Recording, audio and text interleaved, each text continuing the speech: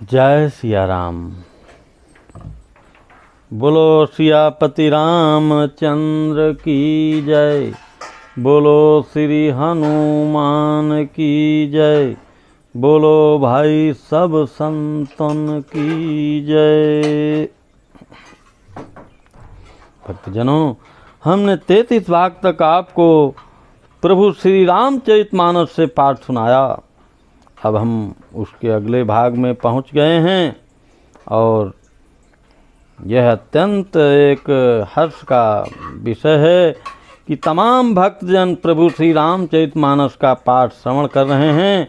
और मैं हमेशा से यही कहता चला आया हूँ कि प्रभु श्री रामचंद्र का गुणगान अगर आप पढ़ के नहीं कर सकते तो सुन के कर सकते हैं।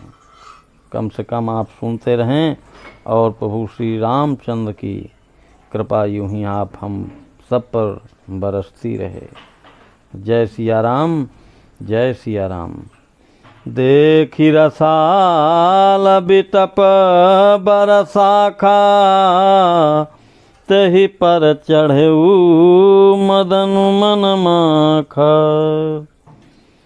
सुमन चाप निज सरसंधाने, अतिरिसता किसवन लगी ताने।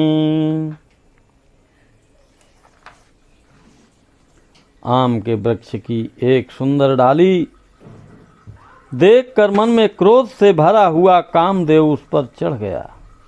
उसने पुष्प धनुष पर अपने 5 बाण चढ़ाए और अत्यंत क्रोध से लक्ष्य की ओर ताक कर उन्हें कान तक तान लिया। छाड़े विषम विशिख उर लागे, छूटी समाधि शंभु तब जागे। भयऊ ईश मन क्षोभु सेखी,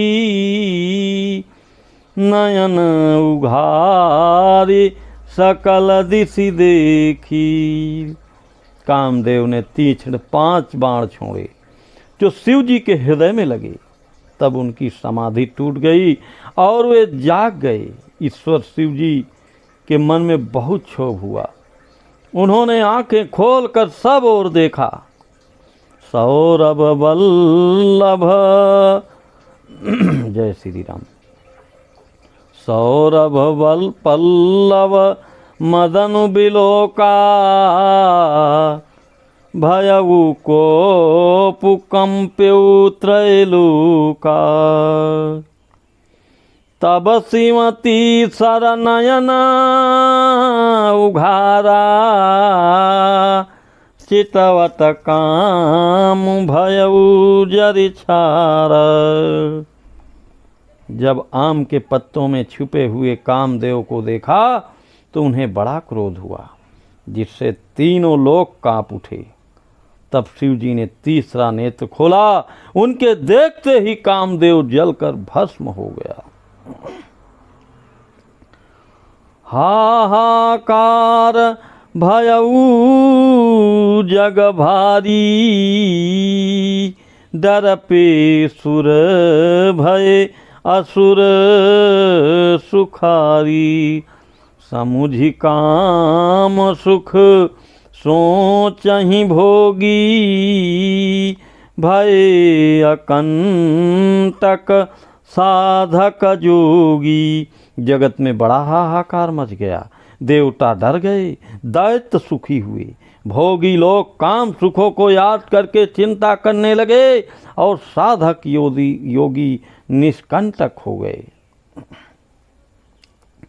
जोगी अकंटक भय पति गति सुनत रति मूर्छित भई। रोदति विदति बहुभांति करुणा करति शंकर पहि गई। अति प्रेम करि बिनती विविध विधि जोरी कर सन्मुख रही। प्रभु आशुतोष कृपाल शिव अबला निरखी बोले सही। योगी निष्कंटक हो गए। कामदेव की स्त्री रति अपने पति की यह दशा सुनते ही मूर्छित हो गई। रोती चिल्लाती और भांति भांति से करुणा करती हुई वह शिवजी के पास गई। अत्यंत प्रेम के साथ अनेकों प्रकार से विनती करके हाथ जोड़कर सामने खड़ी हो गई। शीघ्र प्रसन्न होने वाले कृपालु शिवजी अबला सहाय स्त्री को देखकर सुंदर उसको सांत्वना देने वाले वचन बोले। अब ते रति तव नाथ करा होई है नाम अनंगु बिनु बपु व्यापहि सबहि पुनि सुनु निज मिलन प्रसंग। हे रति, अब से तेरे स्वामी का नाम अनंग होगा, वह बिना ही शरीर के सबको व्यापेगा। अब तू अपने पति से मिलने की बात सुन। जब जदुवंश कृष्ण अवतारा हुई है हरन महामहि भार। कृष्ण तनय हुई हैं पति तोरा बचनुअन था होई न मोरा। जब पृथ्वी के बड़े भारी भार को उतारने के लिए यदुवंश में श्री कृष्ण का अवतार होगा, तब तेरा पति उनके पुत्र प्रद्युम्न के रूप में उत्पन्न होगा। मेरा यह वचन अन्यथा नहीं होगा। रति गवनी सुनि शंकर बानी कथा अपर अब कहूँ बखानी। देवन समाचार सब पाए ब्रह्मादिक वैकुंठ सिधाई। शिव जी के वचन सुनकर रति चली गई। अब दूसरी कथा बखान कर विस्तार से कहता हूँ। ब्रह्मादि देवताओं ने यह सब समाचार सुने तो वे वैकुंठ को चले। सब सुर विष्णु विरंचि समेता गए जहाँ शिव कृपा निकेता। पृथक पृथक तिन कीन्ही प्रशंसा भय प्रसन्न चंद्र अवतंसा। फिर वहाँ से विष्णु और ब्रह्मा सहित सब देवता वहाँ गए जहाँ कृपा के धाम शिव जी थे। उन सब ने शिव जी की अलग अलग स्तुति की। तब शशि भूषण शिव जी प्रसन्न हो गए। बोले कृपा सिंधु ब्रख के तू कहूँ अमर आए के ही हेतु। कह विधि तुम प्रभु अंतर जामी तदपि भगति बस बनवाऊँ स्वामी। कृपा के समुद्र शिव जी बोले, हे देवताओं, कहिए आप किस लिए आए हैं। ब्रह्मा जी ने कहा, हे प्रभु, आप अंतर्यामी हैं, तथापि हे स्वामी, भक्तिवश मैं आपसे विनती करता हूँ। सकल सुरन के हृदय आशा शंकर परम उछाहु। निज नयन देखा चाहि नाथ तुम्हारा विबाहु। हे शंकर, सब देवताओं के मन में ऐसा परम उत्साह है कि हे नाथ, वे आप अपनी आँखों से आपका विवाह देखना चाहते हैं। यह उत्सव देखिया भारी लोचन सोई कछु करहूँ मदन मद मोचन। काम उजारी राति कहूँ बारूदीना कृपा सिंधु यह अति भला कीना। हे कामदेव के मत को चूर करने वाले, आप ऐसा कुछ कीजिए जिससे सब लोग इस उत्सव को नेत्र भर के देखें। हे कृपा के सागर, कामदेव को भस्म करके आपने रति को जो वरदान दिया सो बहुत ही अच्छा किया। शासित करी पुनि करहि पसाऊ नाथ प्रभुन कर सहज सुभाऊ। पार्वती तपु कीन अपारा करऊँ तासु अब अंगीकारा। हे नाथ, शेष स्वामियों का यह सहज स्वभाव ही है कि वे पहले दंड देकर फिर कृपा किया करते हैं। पार्वती ने अपार तप किया है, अब उन्हें अंगीकार कीजिए, अंगीकार कीजिए। सुनी विधि विनय समुझी प्रभु बानी, ऐसे ही हुई कहाँ सुकुमानी। तब देवन दुदुम्भी बजाई, बरसी सुमन जय जय सुर साई। ब्रह्मा जी की प्रार्थना सुनकर और प्रभु श्री राम जी के वचनों को याद करके शिव जी ने प्रसन्नता पूर्वक कहा, ऐसा ही हो। तब देवताओं ने नगाड़े बजाए और फूलों की वर्षा करके जय हो, देवताओं के स्वामी की जय हो, ऐसा कहने लगे।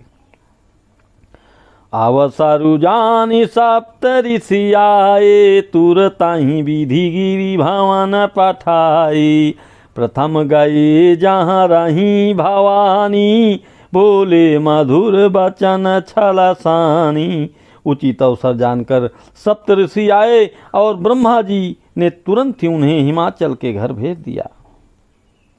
वे पहले वहां गए जहां पार्वती जी थीं और उनसे छल से भरे मीठे विनोद युक्त आनंद पहुंचाने वाले वचन बोले। कहा हमार न सुने हूँ तब नारद के उपदेश, अब भा झूठ तुम्हार पन जारे काम महेश। नारद जी के उपदेश से तुमने उस समय हमारी बात नहीं सुनी, अब तो तुम्हारा प्रण झूठा हो गया, क्योंकि महादेव जी ने काम को ही भस्म कर डाला। भक्तजनों, मास पारायण ये तीसरा विश्राम है, लेकिन अभी मैं आगे कहना चाहता हूँ, आप सुनते रहें। सुनी बोली मुस्काई भवानी, उचित कहूँ मुनिवर विज्ञानी। तुमरे जान कामू अब जारा, अब लगी शंभु रहे सबिकारा। यह सुनकर पार्वती जी मुस्कुराकर बोली, हे विज्ञानी मुनिवरों, आपने उचित ही कहा। आपकी समझ में शिव जी ने कामदेव को अब जलाया है, अब तक तो वे विकार युक्त कामी ही रहे। हमरे जान सदा शिव जोगी, अज अनवाद काम अभोगी।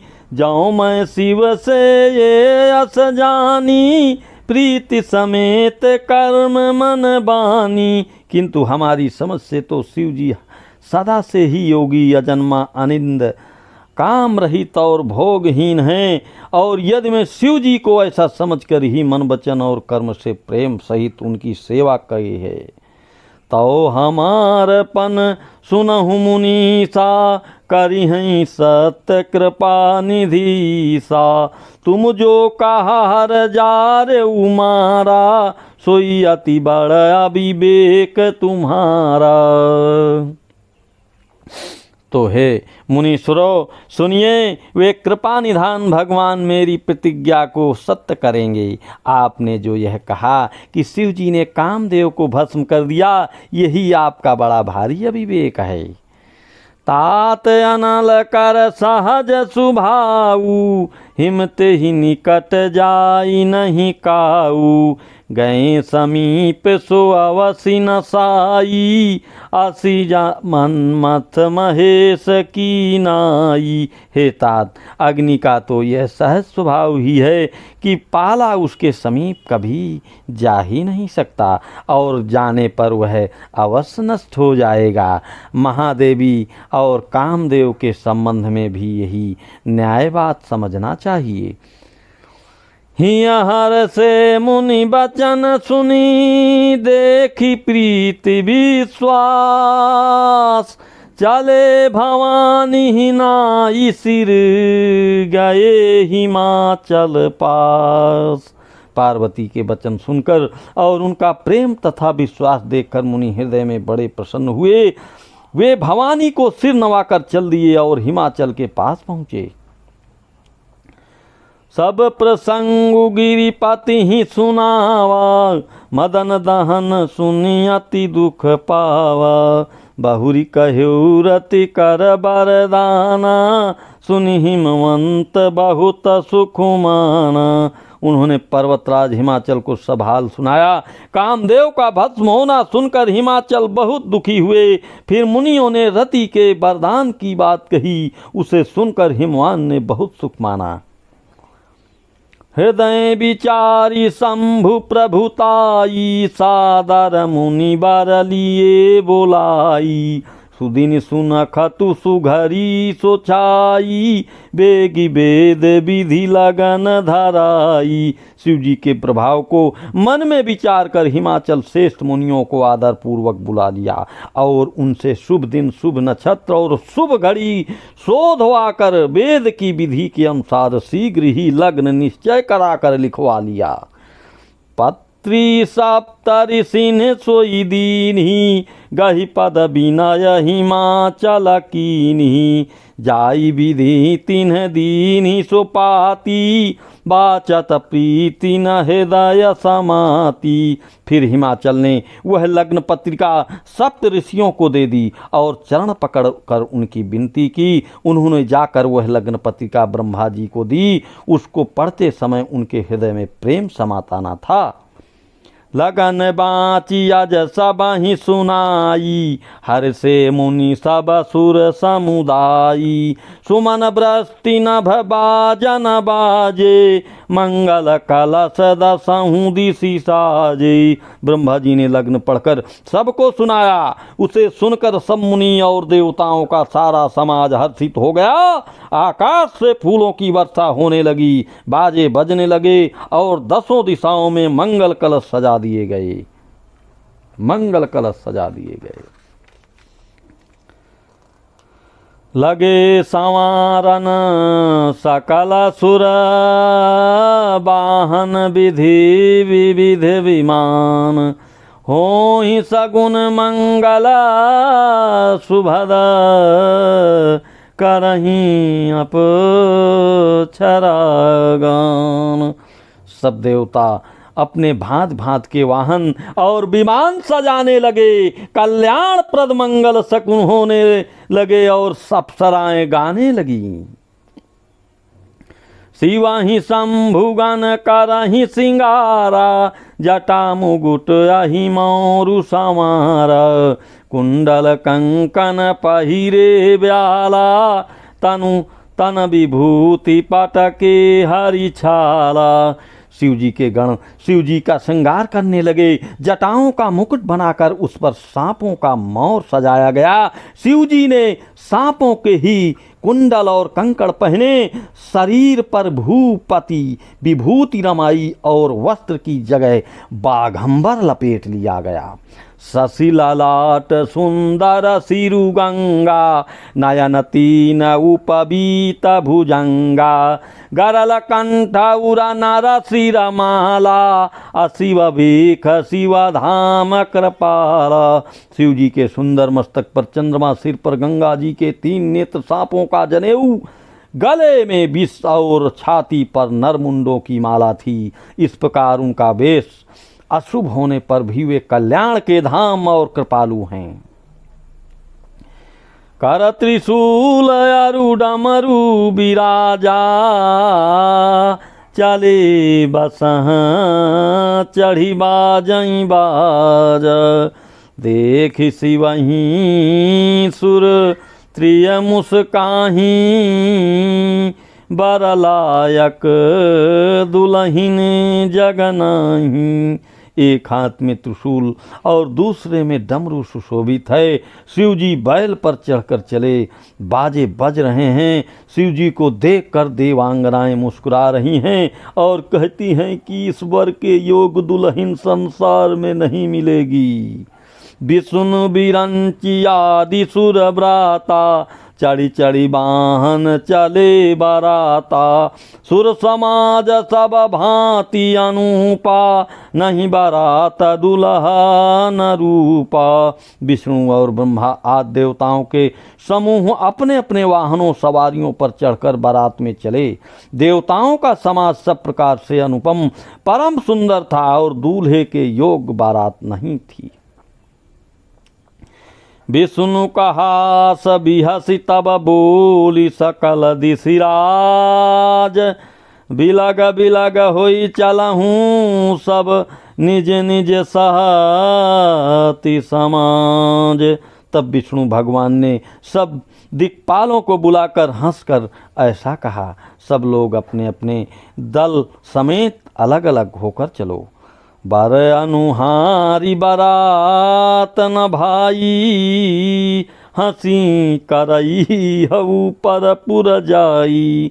विष्णु बचन सुनि सुरा मुस्काने, निज निज सेन सहित बिलगाने। हे भाई, हम लोगों की यह बारात बर योग्य नहीं है, क्या पराए नगर में जाकर हंसी कराओगे? विष्णु भगवान की बात सुनकर देवता मुस्कुराए और वे अपनी अपनी सेना सहित अलग हो गए। मन ही मन महेश मुस्काही, हरि के बिंग बचन नहीं जाही। अति प्रिय बचन सुनता प्रिय के रे, भृंगहि प्रेरी सकल गण तेरी। महादेव जी यह देखकर मन ही मन मुस्कुराते हैं कि विष्णु भगवान के व्यंग का वचन दिल लगी नहीं छूटते। अपने प्यारे विष्णु भगवान के ये इन अति प्रिय वचनों को सुनकर शिव जी ने भी भृंगी को भेजकर अपने सब गणों को बुलवा लिया। शिव अनुशासन सुनि सब आए, प्रभु पद जल जसी सतिन नाई। नाना वाहन नाना बेखा, बिहसी शिव समाज निज देखा। शिव जी की आज्ञा सुनते ही सब चले आए और उन्होंने स्वामी के चरण कमलों में सिर नवाया। तरह तरह की सवारियां और तरह तरह के वेश वाले अपने समाज को देखकर शिव जी हंसे। को मुखहीन विपुल मुख काहू, बिनु पद कर को बहु पद बाहू। विपुल नयन को नयन विहीना, हृष्ट पुष्ट को अति तन खीना। कोई बिना मुख का है, किसी के बहुत से मुख हैं, और कोई बिना हाथ पैर का है तो किसी के कई हाथ पैर हैं। किसी के बहुत आँखें हैं तो किसी के एक भी आँख नहीं है। कोई बहुत मोटा ताजा है तो कोई बहुत ही दुबला पतला है, बहुत ही दुबला पतला है। भोलेनाथ के बारात में बहुत ही इस तरीके से तन खीन को अति पीन पावन को पावन गति धरे। भूषण कराल कृपाल कर सब सद सोनित तन भरे। खर स्वान सुअर सकाल मुख गण बेस अगणित को गणे। बहुजिन सप्रेत पिशाच जोगी जमात बरनत नहीं बनई। कोई बहुत दुबला, कोई बहुत मोटा, कोई पवित्र और कोई अपवित्र वेश धारण किए हुए है, भयंकर गहने पहने, हाथ में कृपाल लिए हैं और सब के सब शरीर में ताज़ा खून लपेटे हुए हैं। गधे, कुत्ते, सुअर, सियार से उनके मुख हैं। गणों के अनगिनत वेशों को कौन गिने। बहुत प्रकार के प्रेत, पिशाच और योगनियों के जमात हैं, उनका वर्णन करते नहीं बनता। सोरठा नाचहि गावहि गीत, परम तरंगी भूत सब। देखत यत विपरीत, बोलहि बचन विचित्र विधि। भूत प्रेत नाचते और गाते हैं, वे सब बड़े मौजी हैं, देखने में बहुत ही बेढंगे जान पड़ते हैं और बड़े ही विचित्र ढंग से बोलते हैं। बोलो सियापति रामचंद्र की जय, बोलो श्री हनुमान की जय, बोलो भाई सब संतन की जय।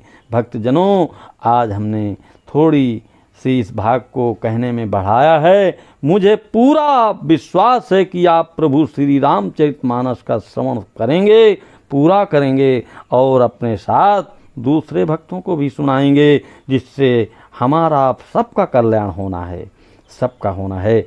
और मैं पुनः आपसे गुजारिश करता हूँ कि प्रतिदिन निरंतर श्री रामचरितमानस पाठ को सुनने के लिए इस चैनल को सब्सक्राइब कर बेल आइकन का बटन जरूर दबाएं और यूं ही अनंत कथा को सुनते चलें। जय सिया राम।